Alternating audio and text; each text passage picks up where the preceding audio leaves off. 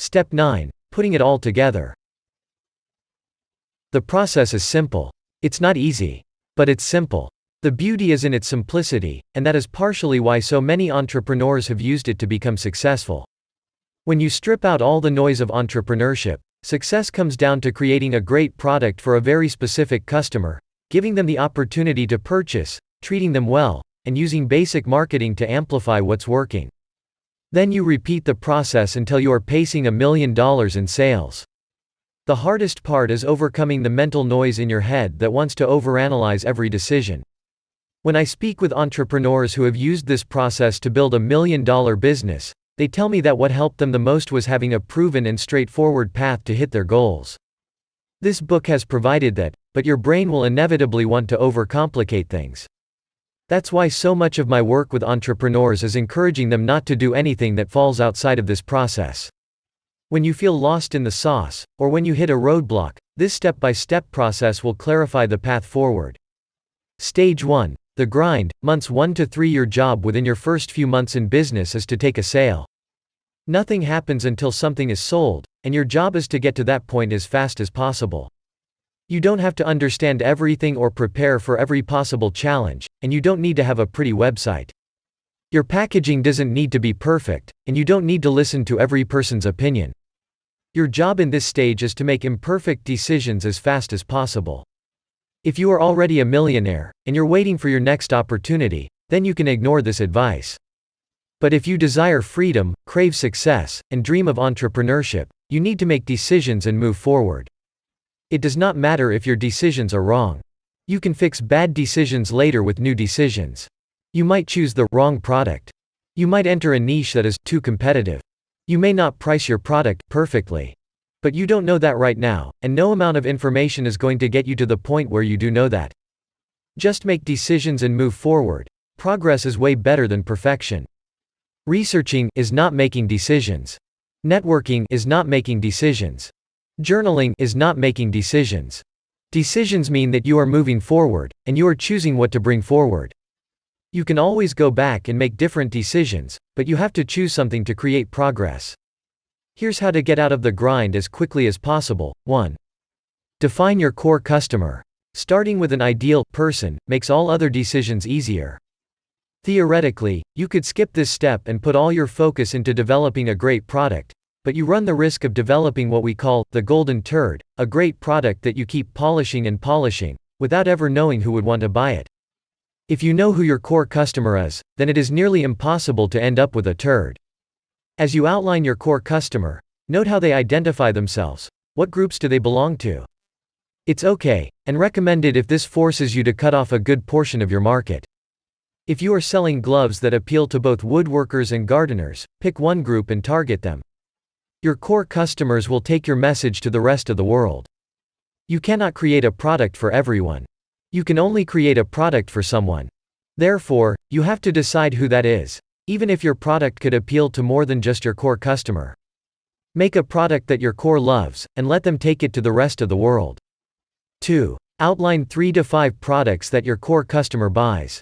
When your ideal person is starting their journey, what do they buy? If you cannot name at least 3 products, you either need to ask them, or you need to choose a new market. You will need multiple products to hit the million, so do not move forward if a market does not purchase several different items. I know several people who made a short-term killing selling fidget spinners and eclipse glasses. Yes, that's a thing, but they were out of business as soon as the fad faded. They were sent scrambling to find the next product. You cannot scale or sell that type of business, so don't move forward without identifying the first 3 to 5 products that your core customer buys. Otherwise, you will stay stuck as a perpetual hustler, not a real entrepreneur. It's important to note that you do not need to release all these products, nor do you need to commit to each one of them. You simply need to be absolutely clear that this core customer makes multiple purchases for multiple things.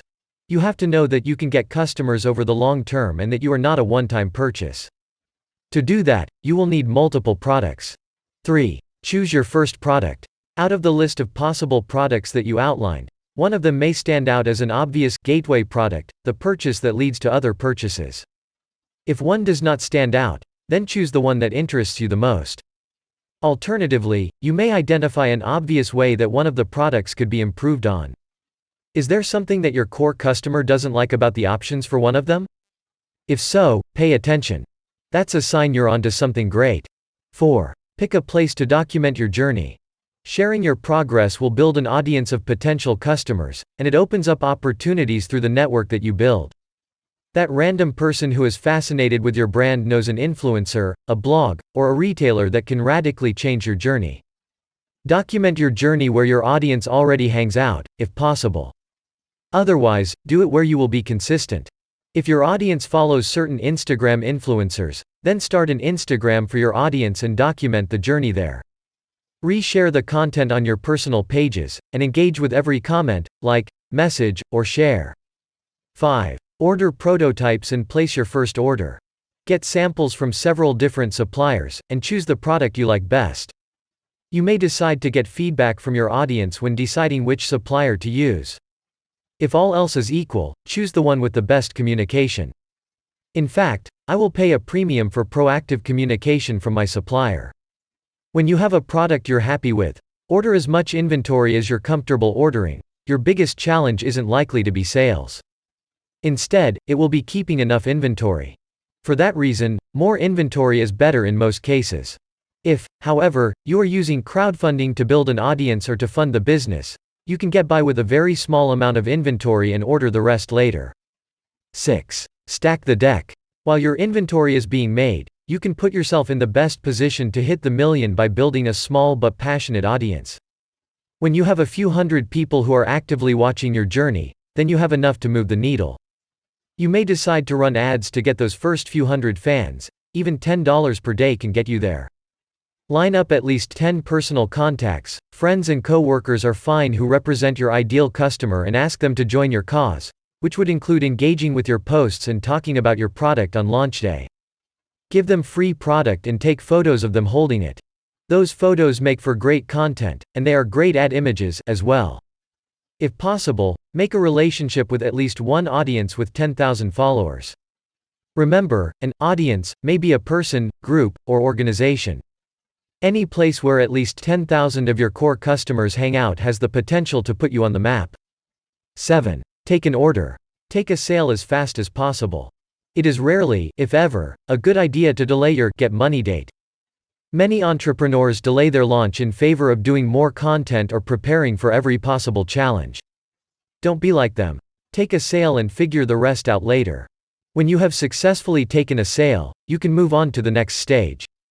Stage 2, the growth, months 4 to 6. Once you have taken an order, your singular focus is to get your product to a consistent 25 sales per day. In some cases, this happens within a few weeks of launch. Other times, it can take several months. Either way, you must hit 25 sales per day before you move on. Otherwise, you have not created the foundation that will take you to the million. Getting there requires you to be active within your audience and to get high-quality reviews. Spend this time to go above and beyond to make your customers happy so that they voluntarily talk about you, share your work, and give you feedback in the form of reviews and follow-up sales. Continue to respond to every comment, share every photo, and post pictures of your best reviews on social media. Here are a few things to consider during the growth. 1. Does your audience actually want your product? If your sales are stuck, you need to go backward. Have you asked your audience for real feedback? What do customers think about the product? If they love it, but sales are slow, you might just need more time. If the feedback is less than stellar, it may be time to take a step back and rethink your product line. 2. Think small. You don't get to 25 sales a day by building complex systems. You get there by doing the small things for long enough. Get one review today. Make one customer very happy today. Post every single piece of positive feedback on social media. Make connections with small influencers. Those little pieces of progress stack on top of one another. 3. Cultivate a core group of buyers. Consider developing a VIP list, a private social media community, like a Facebook group or a Slack group, or a first buyers list. Quest Nutrition, for example, uses Team Quest to test new products and be first in line for new product launches. 4. Utilize pay-per-click advertising and video ads. Advertising on Amazon is a no-brainer if you are collecting sales there. You may have to take a loss on the customer acquisition cost, but it is a no-brainer to get the snowball building. Consider making videos, even selfie videos are fine, and putting them on social media. If one of them really connects with your audience, consider running it as an ad to boost sales. The growth stage is where you earn your scars as an entrepreneur. You learn how to deal with customers' feedback, and you learn how to get comfortable taking sales. If you quit during this stage, you haven't earned the right to be successful. Focus on serving your customers, and this stage will fly by. Stage 3, the gold, months 9 to 12. Your job in this stage is to launch as many products as you can comfortably handle, without deviating from your central focus. This stage is when the snowball effect happens. The success and engagement that come with the launch of additional products will create repeat buyers and additional advertising opportunities. The process to release these products is the same as launching products 1 and 2. But when you launch products 3, 4, and 5, the snowball effect doesn't just increase, it accelerates. The engagement with your brand begins to take on what feels like a life of its own. Your repeat customers begin to compound, and the mentions your brand gets across social media increase. Each product release will get a little easier and a little faster. Some of your products may only be singles or doubles, but a few will be home runs. It could be that the big takeoff doesn't happen until you've already released a few products. While you are in the gold, consider the following. 1. Only launch products that are multipliers. Additional colors or sizes do not count as new products. Sometimes, they are necessary to include, but they will not have the same multiplier effect as a brand new product. Remember that your customer is on a journey, and your job is to make it easier for them to overcome the challenges that they will face along that journey. 2. Advertise via influencers and audiences. If you can only spend money to advertise in one place, give it to influencers and other people's audiences, blogs, groups, social media pages, YouTube channels, and podcasts. Only advertise to audiences that are a direct representation of your ideal customer. 3. Make relationships, not transactions. Be intentional to create relationships with influencers and channels, instead of just transactions. Sometimes, you have to transact to get their attention, but go deeper. Send thank you cards and gifts, and make them look cool on your social media channels. 4. Pay yourself. When you are hovering around the $100,000 per month revenue mark, you can start considering taking a salary from the company. Pay yourself enough to allow you to work full-time on the business, but continue to reinvest the profits back into the business. The business still needs the money more than you do. 5. Take strategic risks. When you have crossed the $1 million mark, you can start to take some risks. Launch new and innovative products. Experiment with new forms of advertising. Consider debt as a resource to fund your inventory. You have proven that your company has promise. Now is the time to turn up the heat. If you follow this process, and you do it in order, you will see progress. No one can promise you that you will hit the million, or that everything will always be rosy, but you will absolutely make progress. If nothing else, you will have learned the process for creating a product and taking it to the marketplace. From there, your customers decide who wins. If all else fails, you know exactly what to do when the next idea or the next opportunity falls into your lap. In my experience, the idea of a lifetime comes around every 6 months. With this process in hand, you will be ready when it arrives.